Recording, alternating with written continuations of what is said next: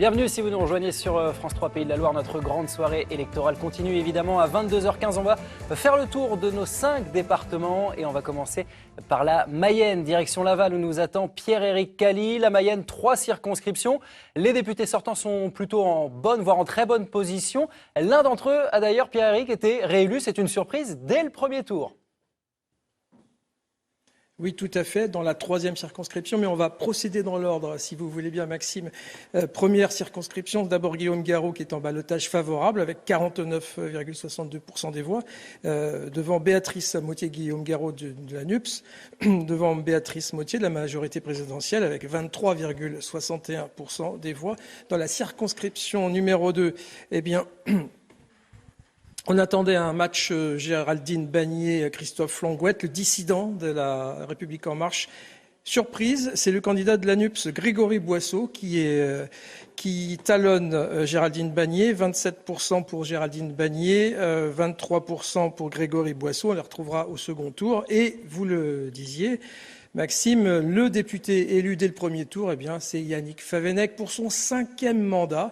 À 63 ans, il avait tout d'abord dit qu'il ne se représenterait pas. Et puis il a changé d'avis. Il a bien fait. Et il a changé aussi de parti. Il est désormais sous les couleurs de la majorité présidentielle, sous l'étiquette Horizon. On va se rendre à présent dans la Sarthe, rejoindre à la préfecture Thierry Fourmy qui nous attend pour les résultats des 5 circonscriptions de ce département, avec là aussi des surprises. Thierry, le Rassemblement national au second tour dans 4 des 5 circonscriptions et l'élimination d'une sortante. Absolument, Virginie, en Sarthe, il y aura au deuxième tour 4 candidats du Rassemblement national, 3 candidats pour la NUPS et 3 candidats également pour la majorité présidentielle. Sylvie Tolmont a été éliminée pour le Parti socialiste dans l'accord hors cadre pour la Fédération sartoise emmenée par Stéphane Le Foll. Et il n'y aura plus de candidats LR également et plus de députés LR dans le département de la Sarthe. Les résultats dans la première circonscription, Julie Delpech qualifiée donc pour la majorité présidentielle, elle sera opposée à Ghislaine Bonnet pour la NUPS. Dans la deuxième circonscription, qualification de Marietta Caramanli pour la NUPS, opposée à la candidate du Rassemblement national Angélie Furet. Dans la troisième circonscription, c'est un candidat du Rassemblement national qui arrive en tête, Bruno Pinson pour le Rassemblement national qualifié. Donc il sera opposé à un candidat de la majorité présidentielle, Éric Martineau, puisque la candidate de la majorité présidentielle, Pascale Fontel, personne ne se représentait pas. Dans la 4e circonscription, on aura un duel entre la NUPS, Élise Leboucher, et le candidat du Rassemblement national, Raymond de Malherbe. Et enfin, dans la 5e circonscription, qualifié Jean-Carl Grelier pour la majorité présidentielle, lui qui a siégé pendant 5 ans au sein du groupe LR à l'Assemblée nationale. Il sera opposé à Victoria de Vigneral pour le Rassemblement national. Merci beaucoup Thierry Fourmy en direct du Mans pour ce point complet sur la Sarthe. On file dans le sud, direction la Vendée où nous attend Quentin Carudel en direct de La Roche-sur-Yon. La Vendée, 5 circonscriptions, une seule couleur il y a 5 ans, celle de la majorité présidentielle. Quentin, comment s'en sortent les députés sortants macronistes du côté de la Vendée ? Eh bien, écoutez, Maxime, les députés sortants macronistes s'en sortent plutôt bien, puisque Stéphane Buchou est en tête, était en ballotage favorable dans la 3e circonscription. Mais par contre, chose nouvelle, c'est Patrick Loiseau, qui était député sortant dans la 2e circonscription, qui ne passera pas au second tour. Il était dissident, il n'avait pas reçu l'investiture de la majorité présidentielle. C'est Béatrice Bellamy qui avait reçu l'investiture de la majorité présidentielle, et Béatrice Bellamy est en ballotage favorable, puisqu'elle a obtenu au premier tour 25,97% des voix, devant le candidat de la NUPS, Nicolas Hellary, qui obtient 21,84% des voix. Par contre, vous parliez de candidats de la majorité présidentielle. Dans la première circonscription, c'est Philippe Latombe qui obtient le ballotage favorable, avec 30,65% des suffrages, devant la candidate de la NUPS encore, Lucie Etonneau, avec 24,16% des suffrages.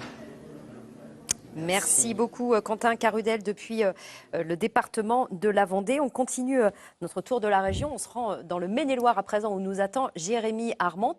Tous les résultats ne sont pas encore définitifs dans ce département où la liaison n'a pas pu être rétablie. On vous retrouvera dans un instant, Jérémy. On va donc se rendre en Loire-Atlantique, le dernier département, celui où les résultats arrivent toujours le plus tard. Nantes et Saint-Herblain ferment à 20h.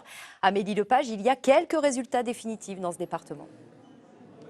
Oui, 3 résultats définitifs, 3 circonscriptions où c'est un candidat de la NUPS qui arrive en tête, les 6, 7 et 8 circonscriptions, 8e circonscription.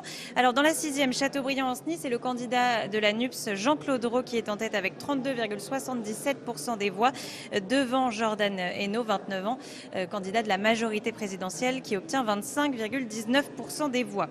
Dans la 7e circonscription, celle de la presqu'île guérandaise, c'est très serré entre Véronique Mahé pour la NUPS, qui obtient 24,26% des voix, et Sandrine Josso, la députée MoDem sortante, 22,48% des voix. Le dissident socialiste Jean-Yves Gontier obtient ici 10% des voix, et la candidate RN Laurence Lepage près de 16% des voix. Dans la 8e circonscription, celle de Saint-Nazaire, le score assez important de Mathias Tavel, le candidat insoumis, 32,04% des voix. Il arrive en tête devant la députée sortante Audrey Dufeu, qui obtient 27% des voix. Deux résultats partiels mais quasiment définitifs, parce qu'on est à 98 et 99% des voix dépouillées. Dans la 9e, c'est la candidate NUPS Hélène Macon qui est en tête devant Yannick Horry, député sortant. Et dans la 10e circonscription, celle du Vignoble, c'est la députée sortante de la majorité présidentielle, Sophie Errante, qui arrive en tête, mais c'est très serré avec le candidat de la NUPS, Bruno Gaïto. Et oui, en effet, le résultat définitif est tombé sur cette 10e circonscription. 2 points d'écart entre Sophie Errante et Bruno Caïto. On a retrouvé la liaison avec Jérémy Armand dans le Maine-et-Loire à Angers. Jérémy, quels sont les résultats dans votre département, les résultats définitifs ? Résultat définitif, effectivement, dans les 7 circonscriptions. Dans la première circonscription qui compte Angers-Centre, le candidat de Christophe Béchu obtient 35% des voix pour François Gernigon, et Arash Saïdi pour la NUPS obtient 30% des voix. Dans la deuxième circonscription, la députée sortante Stella Dupont obtient 40% des voix, et la candidate insoumise Caroline Bessa obtient 29% des voix. Dans la troisième circonscription, nous vous l'avions dit un peu plus tôt, la députée sortante Les Républicains obtient 25% des voix. Elle affrontera là encore la candidate de la NUPS, Véronique Roudevitch.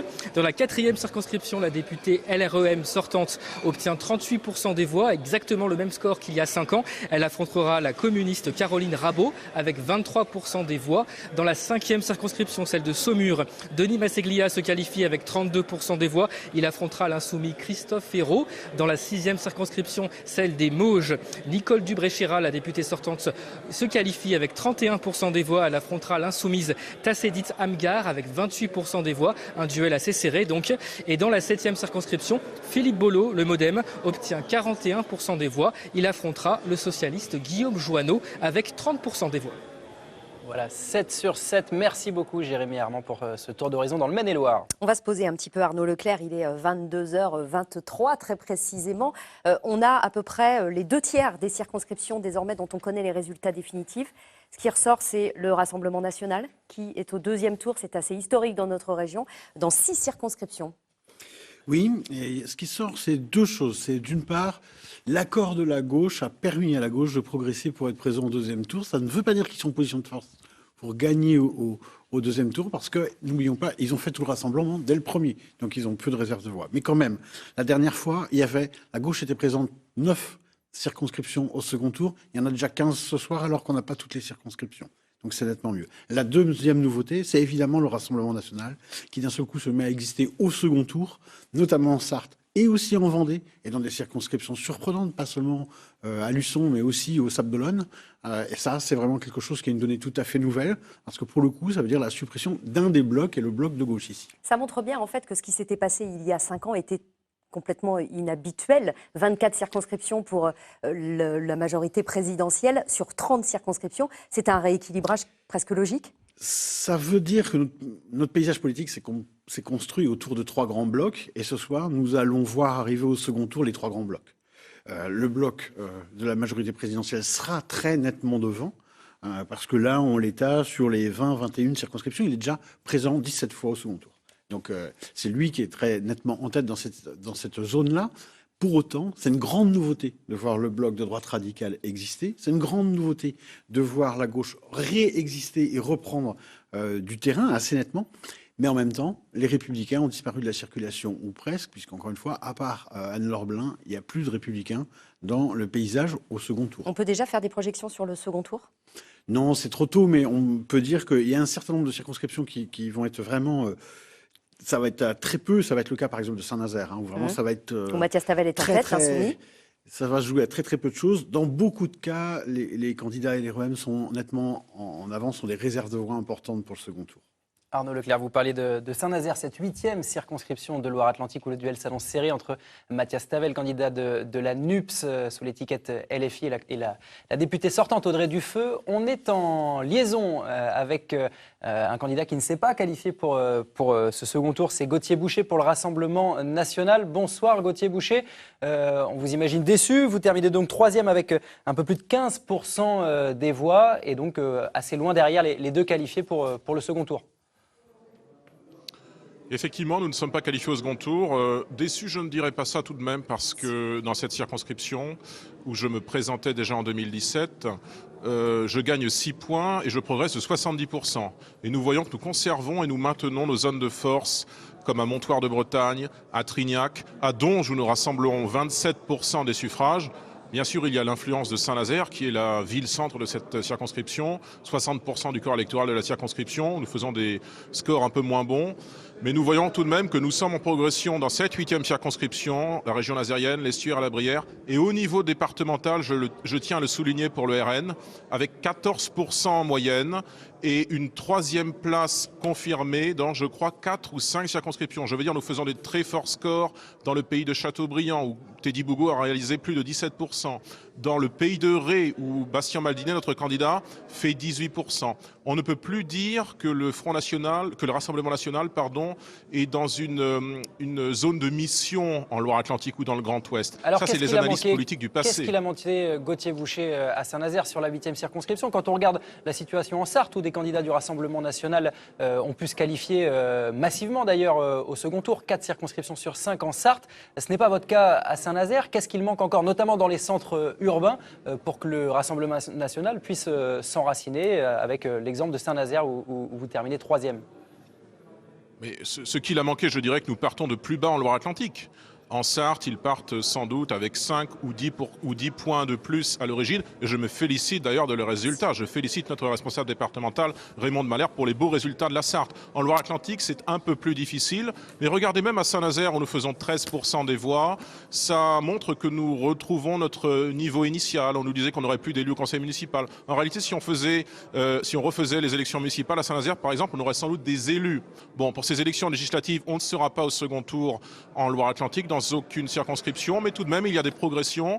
Et pour finir, ce que je voulais dire tout à l'heure, on ne peut plus dire qu'en Loire-Atlantique, on est dans une zone de mission, dans une terre de mission. Ça, c'est des analyses du passé.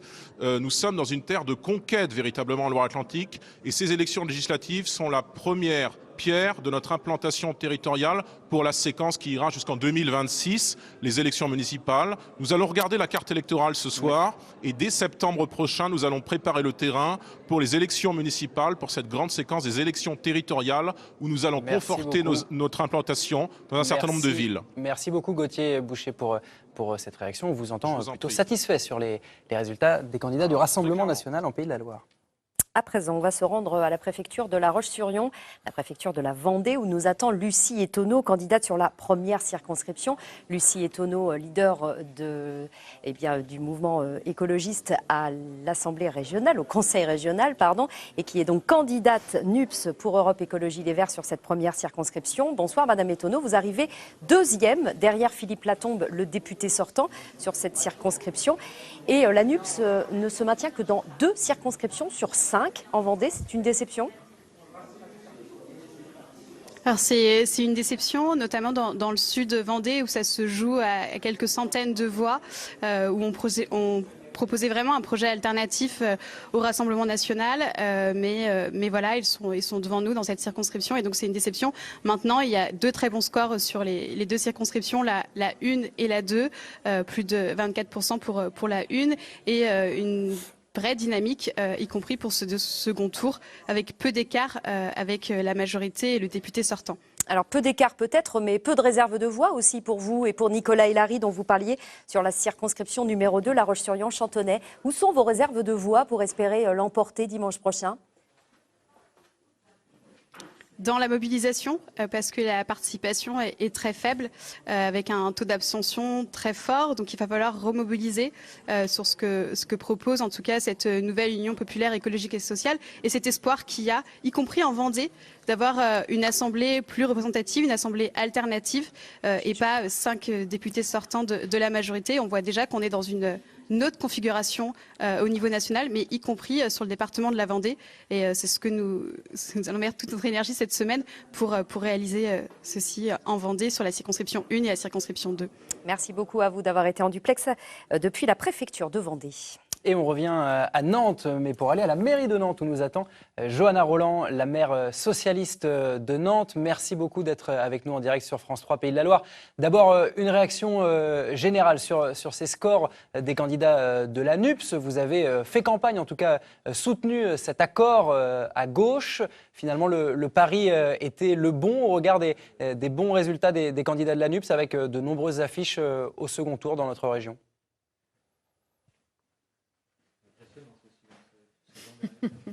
Est-ce que vous nous entendez, Johanna Roland? Apparemment non. Nous allons essayer de rétablir la liaison dans un instant. Est-ce qu'on peut essayer de retrouver Johanna Roland depuis la mairie de Nantes? Est-ce que vous m'entendez? Oui, je vous entends. C'est bon, la liaison a été retrouvée. Bonsoir Johanna Roland. Je vous demandais quelle était votre réaction à ces bons scores des candidats de la NUP dans notre région, une alliance de la gauche que vous avez appelée de vos voeux, que vous avez soutenue d'ailleurs pendant ces mois de campagne. Le pari était donc le bon. Visiblement, Johanna Roland ne nous entend pas. On va essayer de rétablir la liaison. Cet accord de la gauche, finalement, c'était la bonne option pour rassembler les forces avant ce premier tour. En tous les cas, c'était une stratégie qui était cohérente pour faire exister la gauche à nouveau au second tour. Mais c'est une stratégie qui aura ses limites pour pouvoir gagner au deuxième tour parce que le rassemblement des forces de gauche est d'ores et déjà opéré.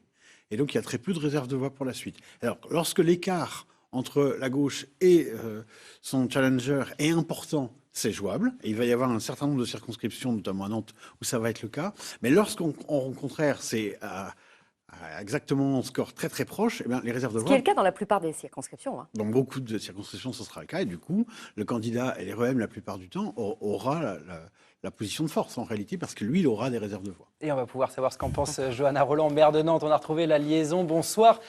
Sur ces performances des candidats de la NUP, une bonne option cet accord de la gauche pour un premier tour des législatives. Ce sera peut-être plus compliqué au second tour, mais bon, ce soir, j'imagine qu'on est plutôt satisfait de l'opération, vous qui avez soutenu cet accord ces dernières semaines.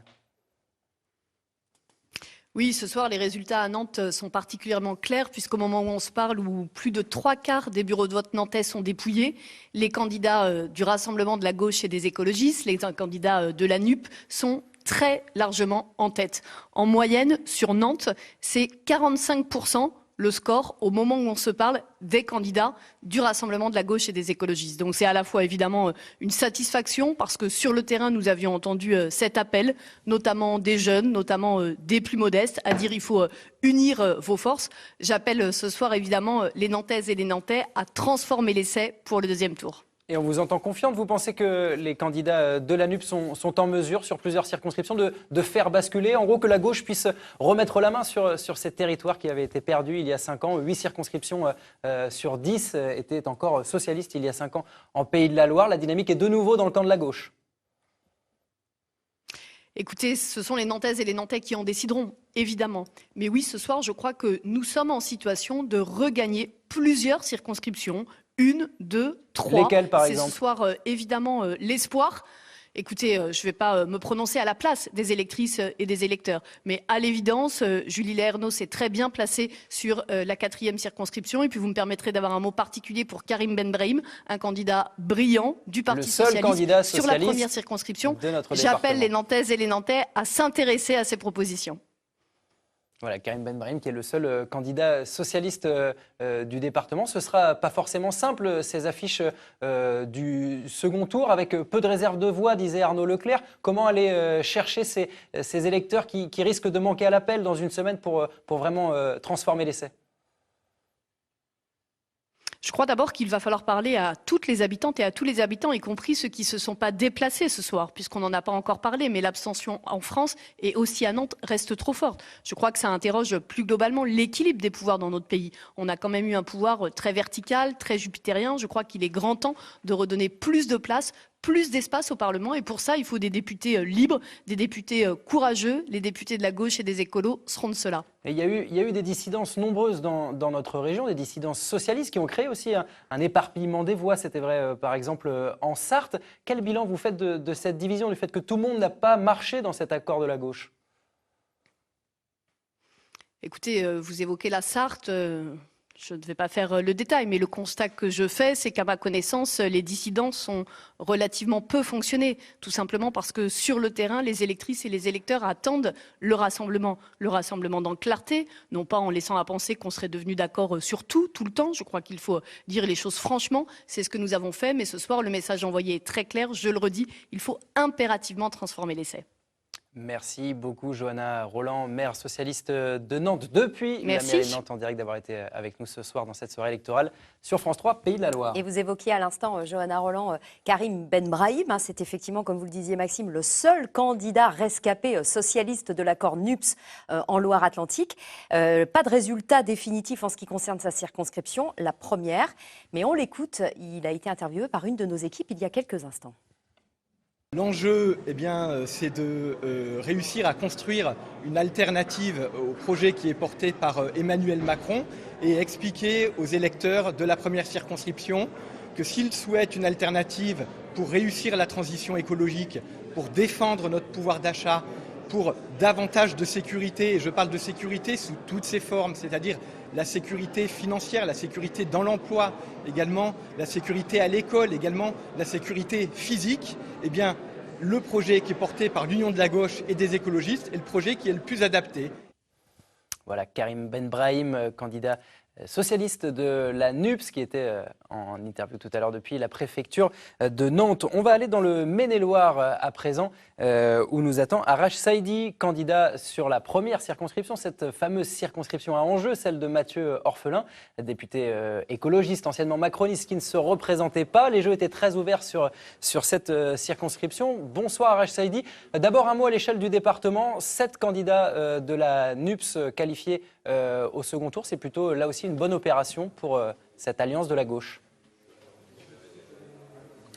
C'est un peu à l'image de ce qui se passe nationalement, c'est-à-dire qu'on a, je crois, j'ai vu vite fait chez vous, c'est 500 duels à peu près, NUPS majorité présidentielle, et puis c'est la preuve que ce rassemblement marche, a suscité de l'envie chez les électeurs, a redonné de l'espoir, donc oui, c'est une grosse satisfaction chez nous. Et une satisfaction personnelle, j'imagine, sur cette première circonscription. Vous êtes donc qualifié pour le second tour avec un petit peu moins de 30% des voix, 5 points derrière François Gernigon, le candidat de la majorité présidentielle, investi notamment par le parti Horizon. Cette affiche, qui était une affiche attendue d'ailleurs sur la première circonscription, Union de la gauche face à la majorité présidentielle avec cette dynamique Horizon. Comment réussir à aller chercher cette qualification, en tout cas ce poste de député face à François Gernigon, qui est soutenu notamment par le maire de la ville, Christophe Béchu? Écoutez, on a d'abord une réserve de voix à gauche qui n'est pas non négligeable, puisqu'il y avait 2 autres candidats. Et puis sur le reste, il y a une dynamique qui s'enclenche, puisque les gens là voient se concrétiser le résultat électoral de cette NUPS qui marche, qui donne l'espoir qu'une autre politique est possible. Et puis il y a quand même en gros 66% des électeurs de cette circonscription qui ont voté contre la politique menée par Emmanuel Macron. Donc ces électeurs-là, on va voir ce qu'ils feront au second tour. Mais moi, je pense qu'il y a quand même une volonté des Français de changer de politique, qu'ils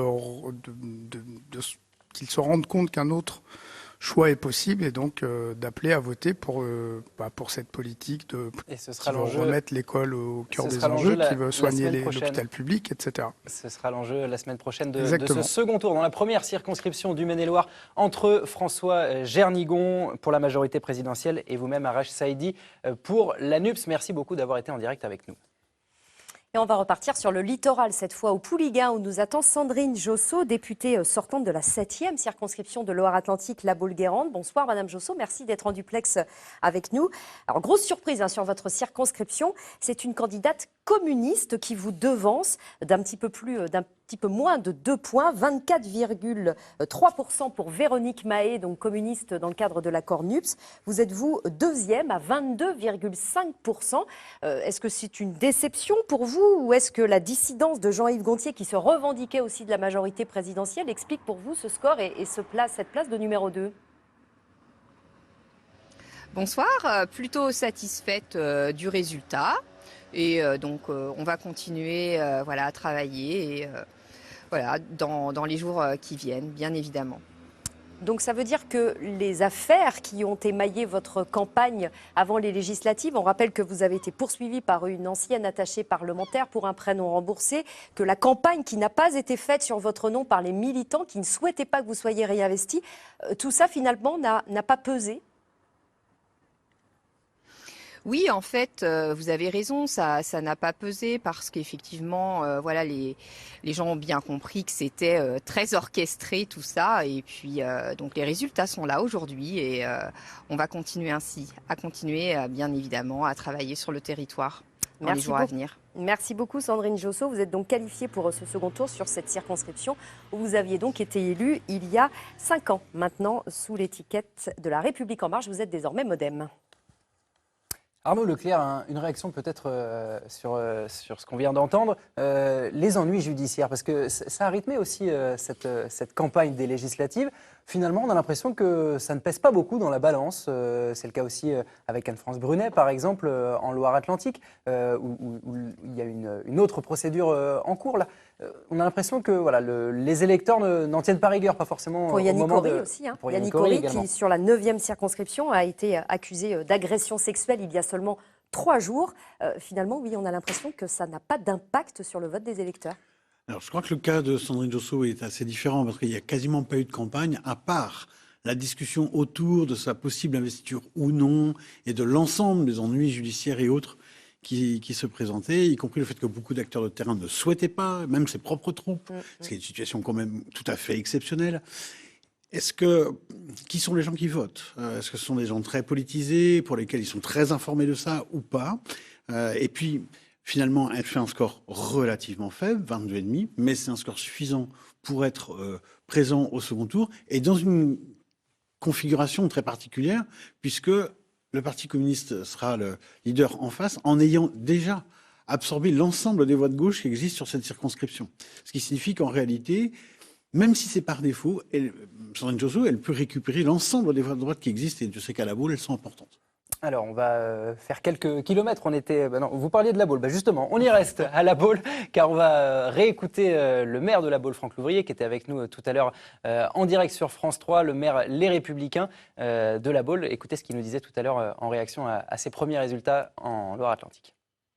C'est une vague nationale, c'était déjà le cas il y a 5 ans, sauf qu'aujourd'hui on voit bien que la tendance nationale, ça a été vers l'union de la gauche. Et l'union paye toujours. Et en l'occurrence, pour la gauche, ça se voit sur cette circonscription. Malheureusement, ça valide exactement le débat que j'ai eu au sein de ma famille politique, où je pense qu'il fallait à tout prix faire l'union, et faire l'union avec notamment, à un moment donné, ceux avec lesquels on pouvait travailler. Et la preuve, c'est que les Français vont nous amener à faire l'union avec eux, pour la simple et bonne raison, c'est que sans doute que la majorité présidentielle n'aura pas une majorité absolue, une majorité relative, et devra travailler avec les Républicains. Voilà la question d'une union ou non avec la majorité présidentielle qui continue de travailler le parti Les Républicains. On va justement entendre un candidat de la majorité présidentielle, candidat vendéen, Stéphane Buchou, qui vire en tête sur cette 3e circonscription vendéenne. C'est le littoral, c'est l'Île-Dieu, Noirmoutier, puis les Sables d'Olonne. Stéphane Buchou, donc en tête devant la candidate du Rassemblement national, Corinne Fillet. Écoutez la réaction de Stéphane Buchou. Moi, on m'a souvent dit qu'on n'était pas élu sur un bilan. Ceci étant dit, on avait un bilan dont on a parlé pendant la campagne. Donc c'est quelque part une validation de ce qui a été fait depuis 5 ans. Alors tout n'a pas été parfait, moi je l'ai souvent dit, mais on a fait des choses. On a été traversé évidemment par 2 crises majeures, celle des Gilets jaunes et celle de la Covid-19. Donc je pense qu'il y a Moi je l'ai vu au travers des discussions et des échanges que j'ai pu avoir avec les commerçants, les artisans, les chefs d'entreprise, une reconnaissance du travail qui a été fait et du fait que nous ayons ensemble sauvé l'économie et permis à nos concitoyens et à nos concitoyennes de continuer à vivre le plus normalement possible. Stéphane Buchou, donc candidat et député sortant de la majorité présidentielle sur la Vendée. Arnaud, tous les sortants se maintiennent dans ce département de la Vendée pour le second tour.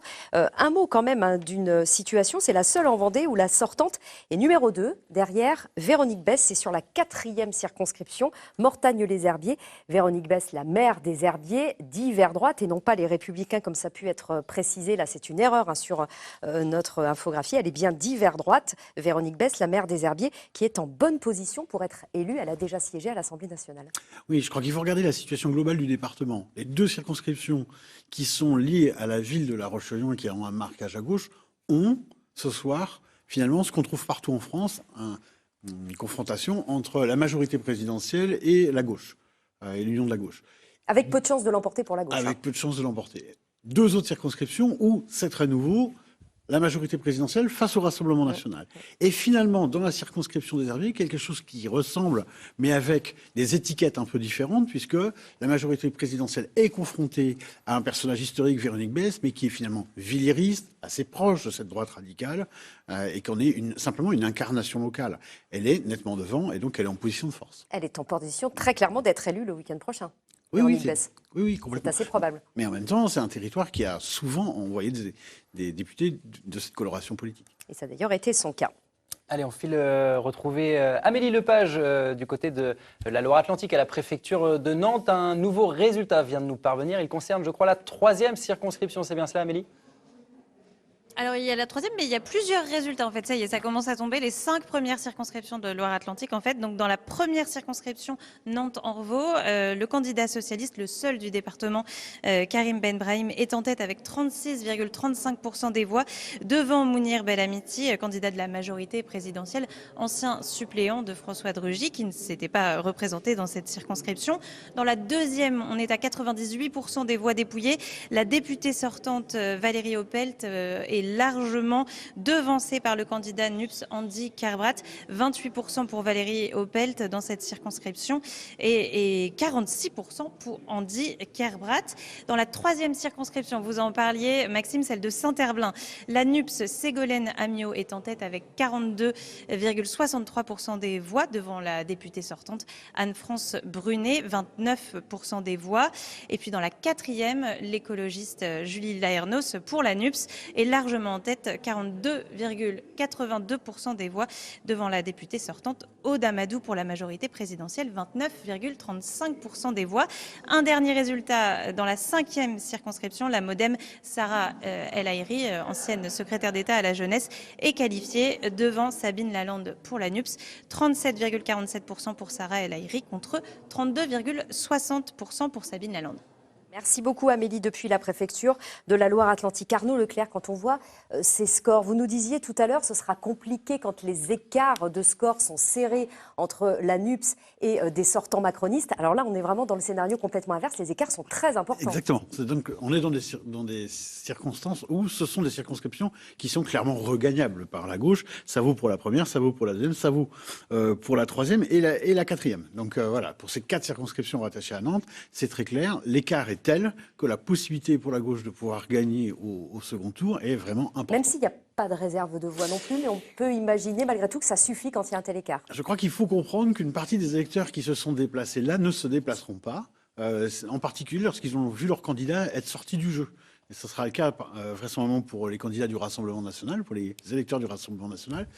Et puis, à l'inverse, quelques électeurs qui ne sont pas venus viendront. Ça suffira pour créer les écarts. Et les mobilisations et les démobilisations se font largement sur l'idée qu'il y a la possibilité de faire gagner son candidat. On comprend le sourire tout à l'heure de Johanna Roland qui était satisfaite et qui visiblement va perdre une adjointe puisque Julie Laernos est en position peut-être de l'emporter le week-end prochain. On rappelle son score, c'est la leader écologiste sur le département de Loire-Atlantique, Julie Laernos, 42,8%. Elle devance très largement la députée sortante Aude Amadou avec 29,84%.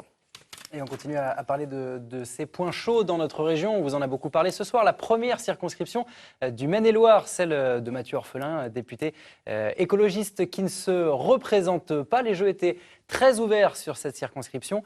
On s'est rendu sur le terrain avec Éric Aubron et Laurence Couvrant. Regardez leur reportage. 1462 voix, 45,10%. Proclamation des résultats dans sa commune nouvelle et première tendance favorable pour François Jernigon, candidat Horizon investi par Christophe Béchu pour briguer la première circonscription. La suite de la soirée ne fera que confirmer sa position de leader, y compris sur Angers, au premier tour. Je pense que c'est une attente et puis un projet cohérent sur des valeurs, voilà, des valeurs qu'il faut réinstituer, la valeur travail, le respect, la sécurité, la santé. Dans un bar du centre d'Angers, Arash Saïdi épluche les résultats au milieu des militants et candidats de la NUPS. L'élu de la minorité angevine se qualifie au second tour, capitalisant sur le score de Jean-Luc Mélenchon lors de la présidentielle. On a ce qu'on constatait sur le terrain, c'est-à-dire que le total gauche augmente par rapport à la présidentielle et que le score de la NUPS, la NUPS a vraiment réussi à rassembler les voix de gauche. Et même le total gauche augmente puisqu'on aura des réserves de voix au second tour. Déception en revanche pour Roch Brancourt, candidat LR, adjoint à la mairie d'Angers qui avait pourtant mis en avant sa proximité avec Christophe Béchu dans cette élection. Battu, il se retrouve même devancé par le Rassemblement national. Finalement, on voit bien que le premier tour, c'est plus une élection de vote d'adhésion, de vote de soutien même à une personne, à une personnalité, mais davantage purement et simplement à une étiquette. Au second tour, le report des voix s'annonce déterminant entre la droite, qui a longtemps tenu ce fief, et une gauche unie, qui espère la reconquérir. Voilà, et place encore une fois aux réactions après ces premiers résultats de ce premier tour des législatives. On va prendre la direction de la Mayenne sur une première circonscription. On a entendu tout à l'heure le député sortant Guillaume Garot, député socialiste investi par la NUP et qui est largement en tête, quasiment 50% des voix. Il s'en est fallu d'un cheveu pour qu'il soit lui aussi réélu au premier tour à l'image de Yannick Favennec sur la troisième. Guillaume Garot qui aura face à lui Béatrice Mottier, c'était d'ailleurs déjà l'affiche de 2017, et bien bis repetita. On va écouter la réaction de Béatrice Mottier pour la majorité présidentielle sur cette première circonscription mayonnaise. Guillaume Garot, il est élu depuis 15 ans, il brigue un 4e mandat. Alors évidemment, il part avec, dans sa besace, 15 ans. Moi, j'ai fait une campagne de 4 semaines. Je l'ai faite clairement, c'est-à-dire que je n'ai pas oublié de dire à mes électeurs pour qui je concourais. Je concours pour donner à Emmanuel Macron une majorité claire. Les Français ont fait le choix d'élire Emmanuel Macron à l'élection présidentielle et je souhaite pouvoir être une parlementaire de la majorité. Aujourd'hui, Guillaume Garot est clairement un soutien à Jean-Luc Mélenchon et n'a pas été très clair par rapport aux électeurs à ce sujet. Et je pense même d'ailleurs que le résultat de ce soir est basé sur un mensonge fait à l'endroit des électeurs. Voilà, Béatrice Mottier sur la première circonscription de Mayenne. Elle sera donc opposée à Guillaume Garot pour la NUP, Parti socialiste. Il est 22h52, bientôt 53. On va se poser un instant un petit peu à Arnaud Leclerc pour faire le bilan de cette soirée, puisque désormais nous avons tous les résultats de nos 30 circonscriptions. Qu'est-ce qui ressort ce soir? C'est un équilibre NUPS majorité présidentielle sortante avec des circonscriptions où ce sera très serré et où la gauche peut reprendre la main.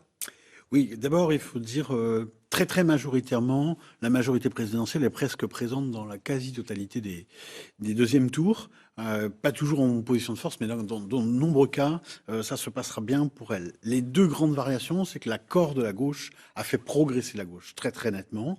Et on vient de l'entendre tout à l'heure dans la liste des 5 circonscriptions nantais, c'était spectaculaire. 4 d'entre elles sont vraiment presque reconquérable, on peut dire comme ça. Il faut souligner le score, par exemple, de France Insoumise, Andy Kerbrad, sur la 2e circonscription, 46%. C'est 13% de plus que ce qu'avait fait Jean-Luc Mélenchon dans cette circonscription au premier tour de la présidentielle. C'est une performance. Et c'est largement devant Valérie Opelt à 28%. C'est ça. Donc il y a un écart absolument très considérable. Ça valide donc très largement la stratégie, d'accord, de Jean-Luc Mélenchon. Ça prouve aussi une chose. Ils peuvent faire l'écart sur des circonscriptions où ils avaient un terrain extrêmement favorable, mais dans beaucoup de cas, ils arrivent au deuxième tour, mais ils n'ont pas de réserve de voix pour passer au deuxième tour, et ça va être très compliqué. Et puis, nous n'oublions pas ce qu'on a vu en Sarthe, lorsqu'il y a des dissidences, ils peuvent eux-mêmes être sortis du jeu. Et c'est pour ça qu'on voit, et c'est quand même une des nouveautés de la soirée, on voit le Rassemblement national être présent 4 fois sur 5 en Sarthe, mais aussi 2 fois en Vendée. C'est quelque chose d'extrêmement nouveau dans le paysage. Après une campagne à tonnes en plus, où on a très peu entendu le Rassemblement national. Donc là, pour le coup, il y a une vraie surprise. Il y a une vraie surprise, c'est que c'était très inattendu. Et quelque chose qui était beaucoup plus attendu et qui est aussi une des conséquences de cela, c'est la quasi-disparition des Républicains. Rappelons que nous étions un bastion des Républicains il y a 10 ans.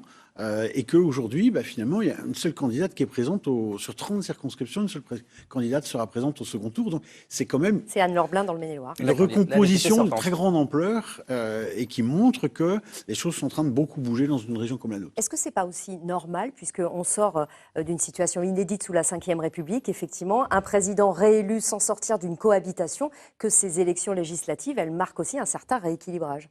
Bien sûr, mais elles marquent un rééquilibrage un petit peu un peu particulier. Le raz-de-marée de 2017 était quelque chose de tout à fait exceptionnel et absolument pas rééditable.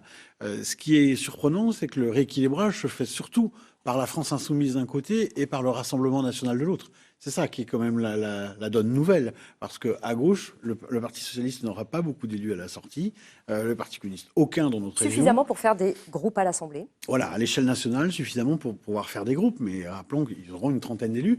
Mais est-ce que ça peut servir, est-ce que ça peut être une base pour renaître, pour qu'une social-démocratie, en dehors de ce que les macronistes décrivent comme une extrême gauche, puisse renaître? Ce sera sans doute le débat qui va poindre dès la fin du deuxième tour, dès dimanche soir ou lundi, la question de savoir s'il faut continuer durablement dans cette stratégie ou s'il faut que ce qui était historiquement la social-démocratie renaisse sous une autre forme. De la même manière d'ailleurs pour la droite. Ce qui était les Républicains, il faudra sans doute le réinventer autrement, et avec qui? Cette question-là est manifestement sur la table également. On va à présent se rendre dans la Sarthe pour découvrir ce reportage sur les dissidents dont vous parlez. On se souvient que dans la Sarthe, sur les 5 circonscriptions, le maire du Mans avait souhaité que 5 dissidents socialistes se maintiennent.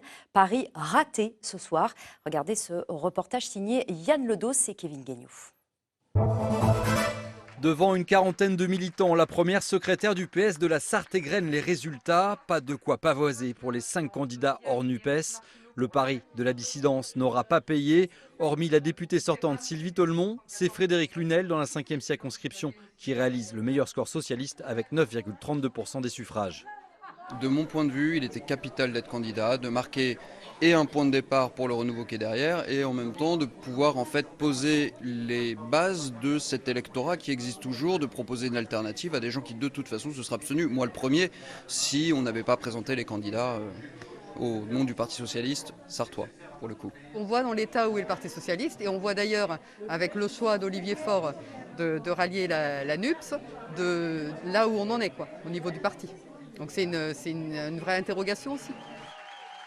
La vague de gauche portée par la NUPES aura balayé les velléités de refondation du PS. Exemple avec Marietta Caramanli dans la 2e circonscription, qui avec 36,5% des voix se retrouvera face au RN lors du second tour. J'ai côtoyé des personnes sur le terrain qui me disent nous avons l'impression d'être abandonnés, on veut envoyer un signal. Le signal il est envoyé au niveau du gouvernement. Je souhaite aussi justement qu'ils ne se trompent pas et qu'ils ne s'enferment pas dans des idéologies qui nous éloignent de la vraie politique, celle qui est humaniste, celle qui est écologiste, celle qui est sociale. Le Rassemblement national sera présent dans 4 des 5 circonscriptions sartoises. Les candidats malheureux du PS n'ont pour l'instant donné aucune consigne de vote pour ce second tour.